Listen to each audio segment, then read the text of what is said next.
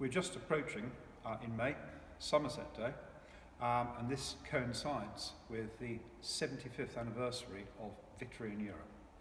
Now the vehicle standing behind me, it's an American Jeep, but these would have been a very, very familiar sight on the roads of Somerset in the second half of World War II, because Britain and our county as well becomes a gigantic aircraft carrier. It's almost like it's a huge Allied base anchored just off the coast of Europe in the preparation for D-Day.